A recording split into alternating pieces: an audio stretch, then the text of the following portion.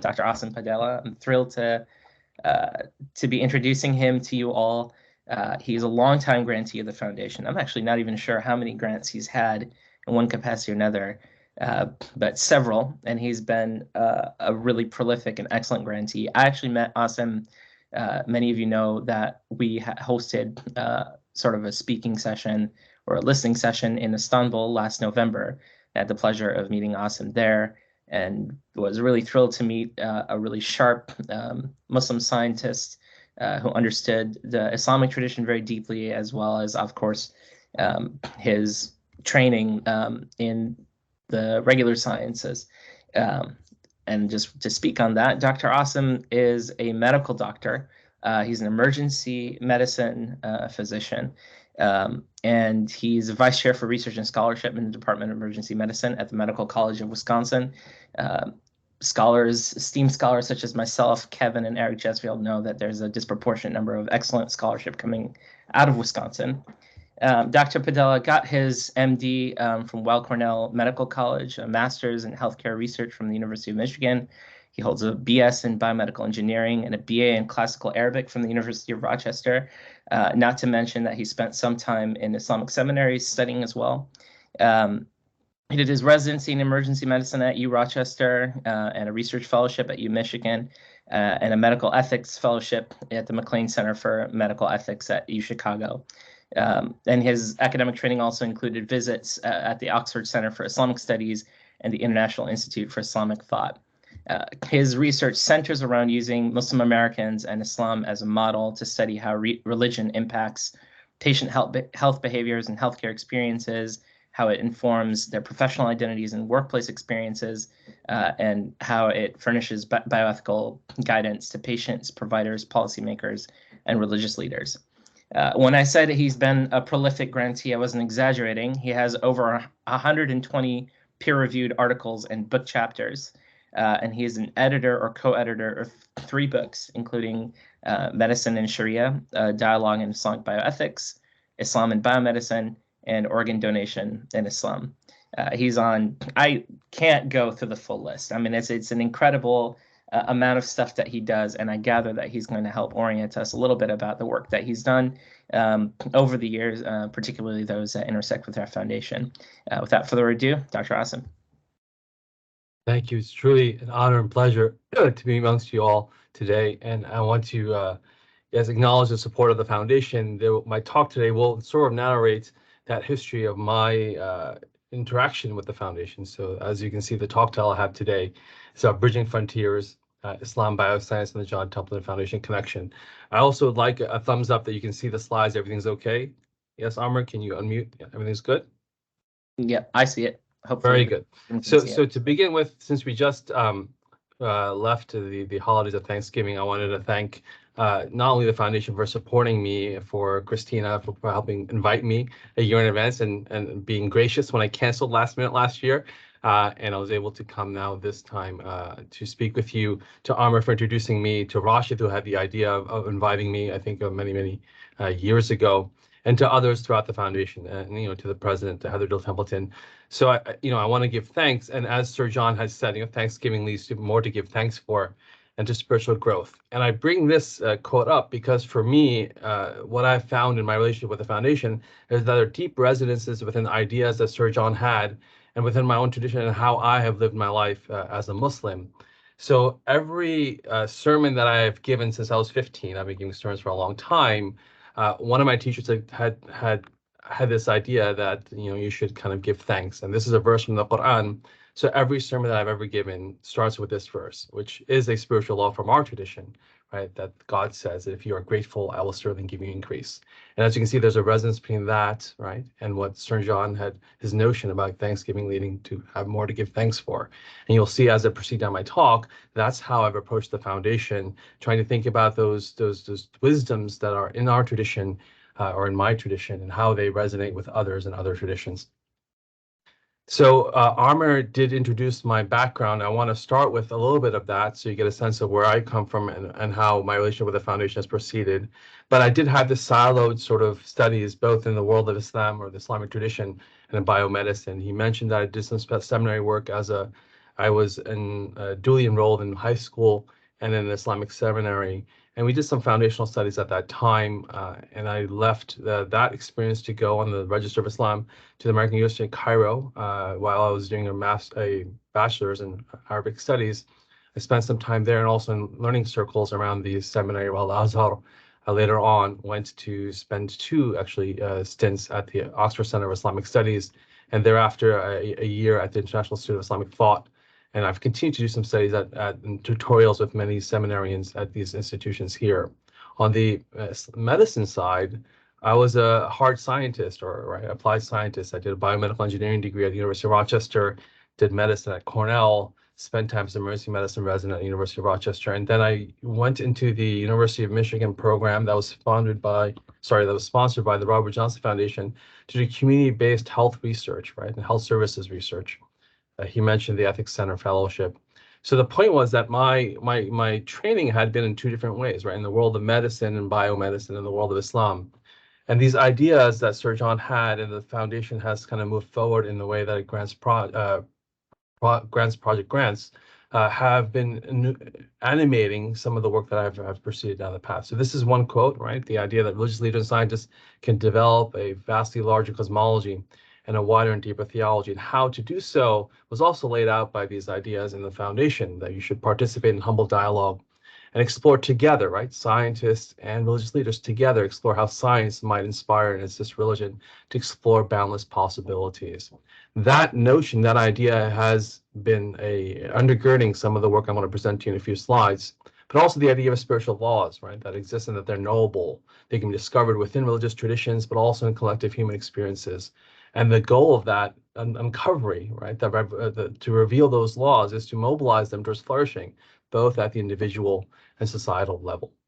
So for me, as I mentioned, the foundation has been this idea, and the support from the foundation, and those allied, not just this where I've gone, but people who have been funded and scholars who've been along with me in the journey, where I was looking on this side, where I could bring these two different worlds and bring them together in a journey, not on the other side, right, the far side of the slide, where I had to continue doing work, right, in siloed fashion in the world of biomedicine or the world of Islamic thought. So today, in the brief talk before we open up, I'm going to walk through some of the project journeys with the foundation, share some of the learnings and impact of that work, and then engage in some casual conversation with you all. I'm happy to dive deeper on any specific project, but you'll see that there will be a general overview I give of each of the projects that I've been involved with over the last decade plus, actually. So this slide, I'll put it together for you. You know, I've been very grateful to be funded for many years in some way or some capacity from the foundation. So my introduction to the foundation started very early with a program that was sponsored partially by the foundation, the program Medicine and Religion, which I was recruited to at the University of Chicago. And there, my initial foray was as a Templeton Foundation faculty scholar, where I did a project that was couched within what I was very well-skilled and disciplined to do, empirical studies, right, on Muslim physicians, how they're negotiating a professional life between the worlds of Islam and modern medicine. As you can see, that was also a personal journey, but this was now an empirical study. I moved on to taking that work to think about another grant, in this case, in the dialogue between science and religion, where the project here, and I'll describe all these in more detail in a few slides, but it was trying to bring together a dialogue between scientists, right, and religious leaders as a first foray into bringing together different groups of people into dialogue. Thereafter, there was a larger project at the University of Chicago, again, that was funded by the foundation called the Enhancing Life Project. Within that, I moved from bringing people together to do my own deep work, right, and thinking about the tradition itself. So that project had to do with preservation and enhancement, so the higher objectives of Islamic law and the enhancement of life.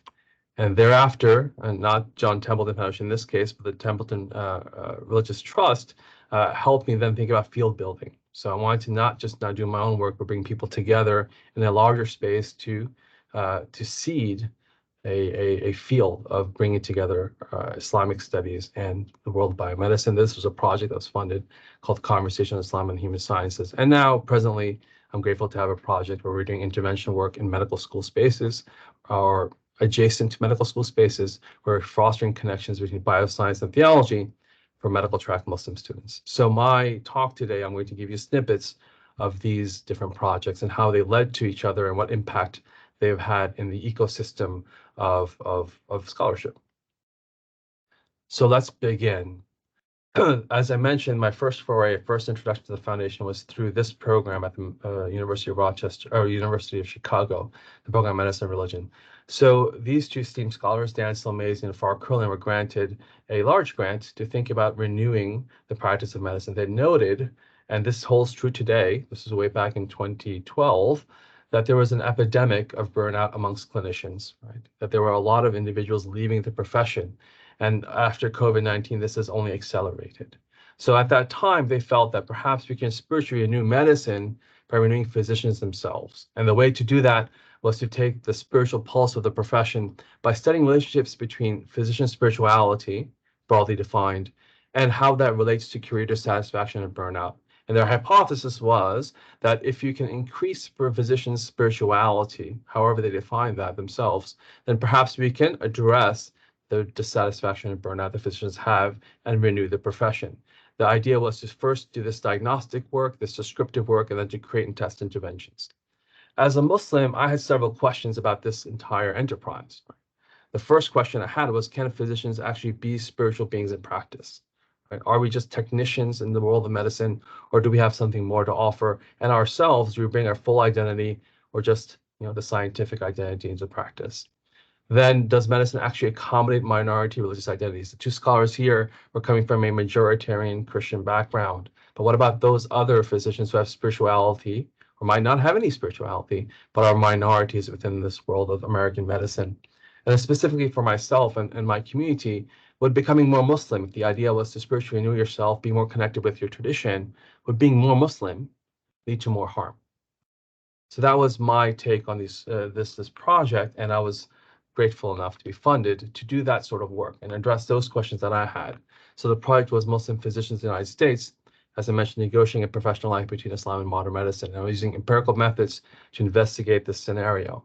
I want to note that I came into this with those questions because of what was occurring in American medicine at that time, right, for several years. So we had within leading, this is a book review from JAMA, that's from the BMJ, right? There was this notion of radical Muslim doctors that are a fifth column within medicine, right? That we have to be cautious and wary of them. Even on the campaign trails, we had individuals who were talking about how they did not trust Muslim physicians. They would rather have Christian physicians, right? That there was something to worry about from them. And so my survey that I did was the first national survey of Muslim physicians in the United States. And I wanted to uncover first their experiences of the religious discrimination and accommodation, but also their bioethical views and conflicts and challenges, right? That we want to understand how they see themselves, what they experience, but then also what challenges do they see in the way in which medicine is being delivered. So what did we find? Well, and what did we do? We certainly wrote up some things, and we found there was some press coverage around the fact that Muslim physicians were under scrutiny, and even patients were scrutinizing them within their practices. So the problematic, just some descriptive statistics here, that of this national survey, 24% of Muslim physicians encountered religious discrimination, at least sometimes in their careers. And at that time, when I did the survey in 2013, 14% said they were currently experiencing discrimination at their workplace. Over half struggled to perform prayers at work. But there was some positive signal here. There was a paradox when we did some analytics thinking about what demographic features of the physicians at least addressed the notion of discrimination. We found that people who held Islam to be the most important part of their life had higher odds of both perceived religious discrimination at work, but also feeling that their identity was accommodated at work and not struggling to pray. And we also noted that religious accommodation at work was the biggest predictor, right, like Farr and Dan suggested, of career satisfaction. So how do we put this together? More discrimination, but yet feeling your identity is accommodated. There was another signal within the data set, and it appeared, although this is a cross-sectional study, that individuals who are not in the academy, right, who had potentially left at the academy, right, were able to find that they're having less struggle to play at work and less discrimination. And so when you combine that with the fact that perhaps what was occurring was that physicians were leaving the academic enterprise, creating their own practices, and they can be accommodated there, rather than staying within the academy where they would face discrimination. So what did that lead to the idea, or what is the takeaway from that? The takeaway point for us was that Muslim identity supported a calling. They were drawn to medicine by that calling, but it can become a mark for some physicians from our background. So what did that lead to? I can talk to you about outcomes, but outcomes, I think, what did we do? What did I do? What did my colleagues do? Well, recognizing this was occurring within the Muslim community of physicians, I created a pipeline program and support system for medical students. We had an endowed donor gave for about 9 years funding for the students to come and have a stipend and spend some time in training in empirical and normative research methods with me, but also having fellowship with others who might find struggles with their identity in medicine, right? And that program has ended, but that connectivity continues, right, on WhatsApp and social media. We also created some workforce diversity and inclusion teaching tools about discrimination, right, from cases that we got from our study, to make sure that individuals at least had an understanding of where Muslim identity might lead to discrimination from patients or from colleagues. And then there are some follow-up projects, right? There's a memoir I'm supposed to be writing. I have to get some funding and time for that, on being Muslim in medicine. But what happened from our initial work in 2013 was that another foundation became interested in this dynamic, and I led to a mixed method study of Muslims in the academy. So let me share that with you. This is more recent. The Greenwell Foundation funded me to do almost a follow-up, but a deeper dive, specifically within physicians, looking at Muslim physicians in the academy, or who had been in the academy, given the signal I shared with you. So again, we did some comparative work within the study that was funded by you all, and saw, looking at some statistics of what has changed over a decade. We looked at how physicians gave narratives about being accommodated, and we found that there was actually a religious minority tax. Muslim physicians in the academy not only had to be cut above, but they also had to become those individuals trying to sponsor others in a caustic environment, other Muslims in a caustic environment. So they were facing a minority tax. The goal is not just description, but intervention. That project, combined with data from the Templeton Foundation project, allowed us to create a policy report and specific interventions and suggestions for how the medical academy could accommodate Muslim identities. And we sent that report to the top 50 medical schools in the United States. Now you might ask, well, what did we find 10 years on? And the picture was not rosy. So I'll share with you that from 2013 to 2021, the percentage of all of the negative outcomes had increased. So frequency of experiencing discrimination at work initially was 24% in 2013 from Muslim sample, over 50% in 2021. Current discrimination, I mentioned 14%, 36%, right? Being passed over for advancement because of their religious identity, at least their perception, about 24% in 2013, now over 50% in 2021. Leaving the job due to religious discrimination, 7% in 2013, 32% in 2021, right? So you can see you're still struggling to pray at work, being scrutinized, and even patients, right? So 9% in 2013 had refused the physician who was a Muslim to take care of them. Over 33% said this was happening in 2021. So everything seemed to be worse for Muslim physicians. And again, remember, these are physicians who are in the academy or had been in the academy, who we had assumed to be protected from some of these, from some of this hostile environment. I don't want to belabor that point, but the idea is that some initial work led to follow-up work, to some interventions, and hopefully that will lead to some change. So moving on from that work where I was, HSR, community-based research work, empirical work, to more dialogical work. I mentioned the next project that I had been funded for was a small grant around this idea of exploring the intersection of Islam and human sciences by bringing people together. We know, I know, that there's a problem space in the dialogue between Islam and science, right? There are contestations over normativity, disciplinary boundaries, and who are the authorities in this space. There's siloed discourses, both in the academic world, but in the community space. And Muslim seminarians are rarely involved in any of this dialogue, right? Oftentimes they're at a distance or they ignore the dialogue itself. So as an early scholar, the question was, well, if that's the problem space, how do we create a solution space? And again, ideas from Sir John and others helped me think about that, where I said, perhaps we can create the conditions for a humble dialogue by linking academicians and seminarians through cultural insiders and translators. And what I mean by that, a cultural insider is people who have spent some time in the academy, but also have spent some time within the seminary, and they can therefore have some trust from seminarians and academicians, and they can translate concepts, perhaps, right, across bounds. And the focus of our project was to collaboratively learn, right, before we went to try to solve some problem in the discourse. So we brought together, that was a small pilot project, we brought together seminarians, from Dr. Aasim Sheikh Amin and Sheikh Jihad Brown from Taba Foundation, clinicians, Dr. Rosallah and Dr. Qazi and myself, and Omar Qureshi as academicians, right? Different backgrounds. Omar Qureshi was a former science teacher, spent some time in seminaries, and now was teaching at Zaytuna College until most recently. And at the same time, he had a PhD in cultural and educational policy work. You will notice this. Notice the slide. Both he and I had a very black hair when we started on this enterprise, and by the end, you will notice that we've become much more wider, perhaps wiser, as we've gone on in this work. And he's been a compatriot in many of the projects that I've done.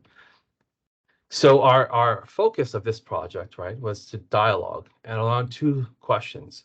The first one, can scientific notions of risk and religious concepts of necessity be combined together to generate a schema of human health needs? That was the question. So bringing together risk, we were thinking about that in statistical terms, and then religious concepts, right, the theological concepts of necessity. We want to bring these into dialogue with individuals who are expert in understanding those concepts.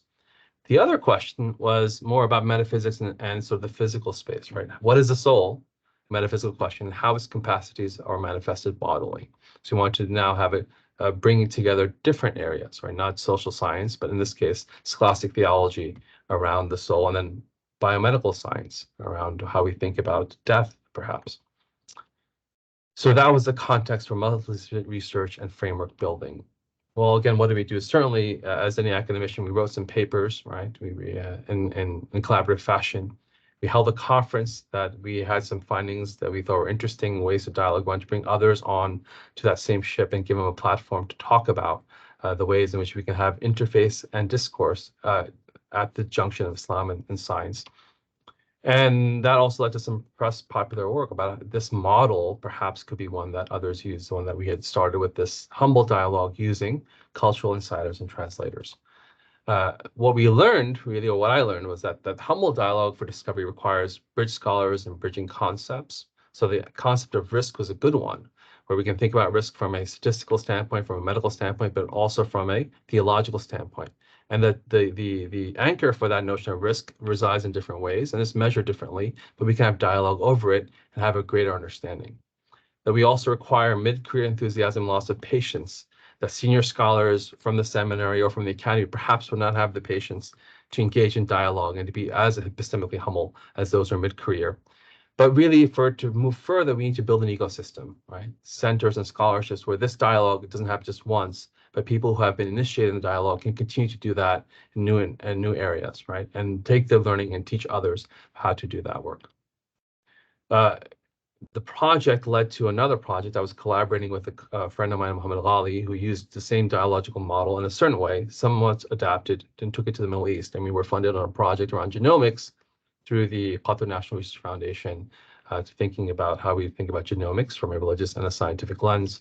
And then, as Amr had mentioned earlier, some of this work from that conference led to some of the chapters within a volume that I put out 7 years later on medicine and Sharia.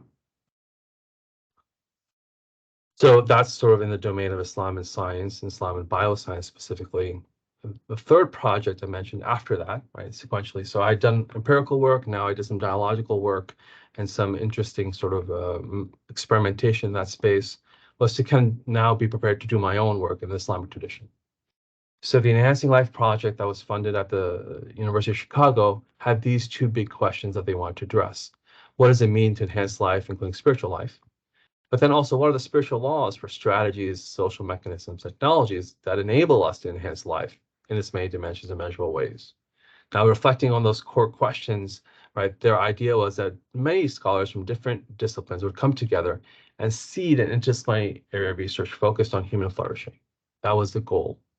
For me, as someone who had some literacy in Islamic tradition, my question was how do theological frameworks from our tradition speak to the idea and the notions of individual and social enhancement? Is this something that's present within our frameworks? What does that mean? And so to do that, I looked at one genre within the Islamic tradition, the genre of the that's called the higher objectives of Islamic law, maqasid al-sharia. And this genre has been used a lot in recent dialogue between civilizations and also between social, scientific, and religious sort of framework building. And the reason for that is many. For one is that the idea is that the higher objectives of Islamic law, as opposed to Islamic law itself, right? They sit behind, they're the purposes behind the laws and rules, that they're broader in scope. They provide a core Islamic axiology, and that they address society, societal flourishing, societal values, not just individual circumstances. That the idea is that this genre, right, and the frameworks built from this genre better incorporate science and scientists because they're accessible to human rationality, right, and that they're open. And by that, they mean that you can incorporate non-scriptural sources of knowledge and understanding what those interests and those objectives are, and that they're amenable to interfaith and policy dialogue. Right? We can project Islamic values out into a plural world and a plural society. So that's the promise of this genre, and I wanted to go into that genre and understand what it's about from the classical perspective, but also in the ways that modern thinkers were using them in various fields of policy and in science. So I did just that. I looked at the classical texts from early on 12th century to modern texts on the theories of the higher objectives of Islamic law, and particularly I was interested in the characterization of human interests. Right? How do these frameworks, these moral frameworks, categorize human interests? And one of the classic way is as an essential, that's literally necessity, haji, and tahsini would be enhancements. That there are human interests and they can be characterized in these three ways. The question then became, well, what are the core values and hierarchies amongst these interests? Right? So you'll find that the essential interests that are validated by Islamic law and scripture are these interests, right? The human has interest in religion and life and progeny, wealth and intellect, that this is the core axiology, and that the Islamic tradition, the legal tradition, the moral tradition should preserve these, right, for everybody. Then the question became, what does that preservation look like and what does it entail? And particularly as someone who's in the medical realm, how does that relate to biomedicine and what the social structuring of biomedicine should look like? So that was my project. I spent about a year and a half thinking about that and dialogue with others around that. Certainly, again, we wrote some papers around, what are the essential dimensions of health according to these theories, and how can they be used, these maqasidi models, at the bedside, or should they not be used? And there's a forthcoming book, hopefully next year, where I bring those two areas, right? The maqasid sharia, the higher objectives of Islamic law, and I bring that into dialogue with biomedicine, thinking about moral and policy frameworks from both, right? How can we integrate them? But the real learning for me during that project was the dialogue that I had with individuals in the Muslim world. So this is the Secretary General of the Bioethics Committee in Oman, and the other person there is in Qatar. That the maqasid al-sharia, the higher objectives of Islamic law, were really used a lot in the Muslim world to think about policy, think about ethics. Right? And this is really an active area of research. And it was being taught within the academy, within the colleges, within medical colleges. What was interesting was that there were very specific social imaginaries embedded within the maqasid. Right? So you have a notion of what society should look like, then you potentially instrumentalize the maqasid to bring about that. That can be good, it can also be bad, but one has to recognize that there's a social imaginary embedded within the instrumentalization of these frameworks. So then, if that's the case, then we have to identify and explicate these imaginaries, right? And that's the key to renewing and applying the frameworks. And that was with the conversations I was having with individuals at the leading edge of this genre and this application. My specific project led to this learning, right? That from the Islamic tradition, providing the essentials, right? The essential interests, protecting those essential interests for humanity, that suffices enhancement, right? The tradition does not call on us to enhance human beings beyond at least providing the base level, and that there are many in this world that don't have that base level, and so you're focusing on that. That's what the tradition considers to be a moral obligation. So from those dialogue and from that learning, the next step for me, I thought, might be to capacity build, right? And to create curricular interventions for Islamic bioscience dialogue within the Muslim world, right? But that had to be set somewhere, had to arise from somewhere, and there was much more work to do. I'll get to that in a few slides. So the next project from TRT, as I mentioned, that was sponsored by TRT, had to do with conversational Islam and human sciences. So I'd moved from my empirical work, thinking about pipeline building, thinking about dialogue, to now saying, well, if we're really going to seed this work, it has to be seeded somewhere. We need an ecosystem. We need a start. And so I spent time at the Oxford Center for Islamic Studies, as you see here in this picture, bringing together many more scholars and thinking about the question of integration. How might scientific knowledge inform and work with various Muslim theologies on the nature of being and life? And what we wanted to do was to convene theologians, clinicians, but at this time also intellectual historians, right, to initiate conversations and to provide resources for dedicated scholarship at the intersection of Islam and biomedicine. The idea now was to foster a field, to foster research, to foster thought, right, and to provide resources to do so, not just a specific project addressing a specific question.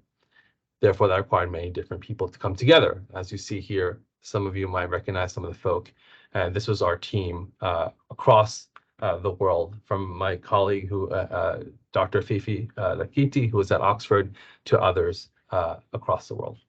So what did we do? Well, we wanted to seed this work, right? To do that, we had to create seminars. So we did seminars at the Oxford Center of Islamic Studies that were open to the public and to students from all the colleges at Oxford. And we did the same thing at the University of Chicago. We had seminars on specific topics presented by specific people, part of that team. That work led to a book, right? The idea was that this book would then be used in curricula around Islam and medicine, or in Islamic bioethics, or in Islamic studies itself, that it would be able to be used by many in the academy as material for the curricula.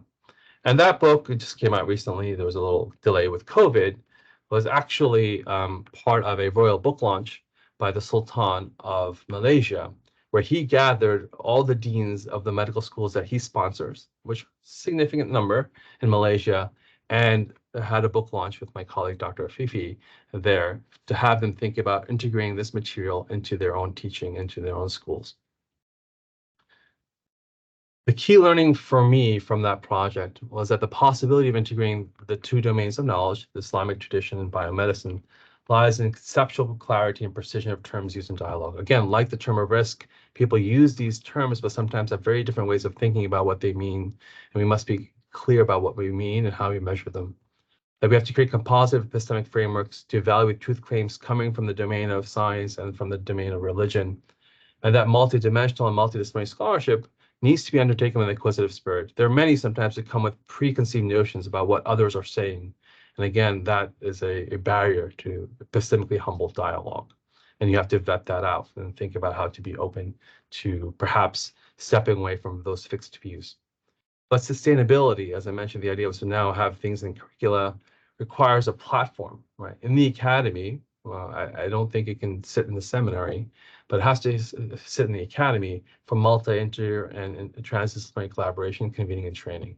We need invested scholars and students, not one-off projects, and we need to build a pipeline, right? So people from medical school through postdoctoral studies to early career academics to senior academics that will be able to bring these worlds together, right? And continue to learn from each other and across the traditional silos in the academy. So I thought, well, how much can one do? Let's try something small, right? And so the project that I'm currently investing my time in, and I'm grateful for the foundation to sponsor, is fostering connections between science and theology for medical track Muslim students. And this brings together individuals at the National Islamic University of Malaysia, those in the seminary at Aasim, who I've been collaborating for many years with, and my own institute. Now that I moved from University of Chicago out into the Medical College of Wisconsin, my center institute is also now a nonprofit sitting outside the Academy, the Institute of Islam Medicine. But we brought together those sort of esteemed institutions and pedagogical consultants from these educational institutes. So let me be more specific. So our team of experts now, because we want to create a curriculum and intervene and create an intervention, was bioscientist educators. I won't go through all of them, but those who are bioscientist educators, some pedagogical experts who have put together teaching tools and modules, right, and are connected to the Islamic schools in the United States and abroad, and then theologian educators, those who have particularly been trained in Islamic theology. And as I said, so you can see me there, a little more white hair in my beard, and Umar Qureshi at the end, he's also become very white in the time that we've been collaborating together. Our project then has to do with, again, centering it in what is familiar to me, or at least from a biomedical lens. What is the human being? We wanted to ask 5 essential big questions about the human being. What's its origin? What's its essential nature? Ask if and whether humankind is moving towards a post-transhuman future. To what extent are its actions faded? And are human beings unique in the universe? These 5 big questions, bringing together a scientific response, a bioscientific response to the question. How does bioscience say what's the origin of the human being? And then how does a religion, in this case, how does Islam think about that, right? What does Islam say about the origin of the human being? So we would bring together in parallel these 2 bodies of knowledge. And the curricular aim, right? So I said pre-medical track Muslim students. So the Muslim students in Islamic high schools in the United States were compared to students who are going to enter medical school in Malaysia. They have a 2+4 model. So they finish their 2 years of foundational studies, and they're going to enter the 4 years of medical school. So these are the 2 groups that we brought together before they get indoctrinated in the world of medicine, but right at the cusp of selecting the medical profession. So the curricular aims were to get conceptual clarity or literacy, right? That we wanted these students to understand critical elements of how science addresses the question, you know, what are those concepts, and how Islamic theology addresses the same question. Awareness of the connections between disciplinary notions of the human being, and really agility with dialogical possibilities. Where is there conflict? Is it perceived? Is it real? Is there a possibility? Is there truly constant overlap between the ways in which the question is being addressed? Can there be integration of knowledge across these 2 domains? And is there a need to prioritize one view over the other? Right? So you want to have them engage with these possibilities through an epistemic framework that we provided them. The design elements of our curriculum were that we had dyadic teaching. So we paired a theologian and a scientist, and they would teach the seminar together. And they would do so using didactics, but also popular media expressions to see that the consumption of material that's occurring outside your space has these ideas embedded within it already. And then some group discussion. We want students to then apply the knowledge and understand how to address questions. And the implementation of that curriculum, as I mentioned, occurred in Chicagoland and in Malaysia. The focus after we finished, and we have just recently finished our implementation, was to design teaching modules, which would then be used for professional development workshops for educators, both in college settings and Islamic school settings, right? So that people can take that material and utilize it and create broader impact and dissemination. And then ultimately to engage with the public through podcasts. So I mentioned that this has been my trajectory through the foundation with support, right? That I started off over a decade ago doing some empirical work about my identity and others' identity as Muslim physicians in the United States within the academy, but beyond the academy. Went to bring people together and convene them, theologians, right, and scientists, thinking about dialogue around critical questions at the interface of the fields of Islam and biomedicine, doing my own deep work around how our theological frameworks of the higher objective Islamic law inform our notions of enhancement and preservation. And then again, seeding now a field of conversations of Islam and human sciences, and now a particular intervention within a pre-medical school setting for students to hopefully to then set up a larger group of individuals who are trained, or at least have an awareness of how to bring these 2 fields together, or at least interested. But really, that work has, for me, and my gratitude is for the ecosystem that I believe we are starting to create for this kind of work, right? That didn't exist. I mentioned as I crossed in my career, siloed studies, how do we bring them together? And for me, the foundation has allowed me to at least dabble in trying to bring these 2 fields together, these domains of knowledge together, these parts of my identity together. With that, I will stop and open for conversation. Thank you.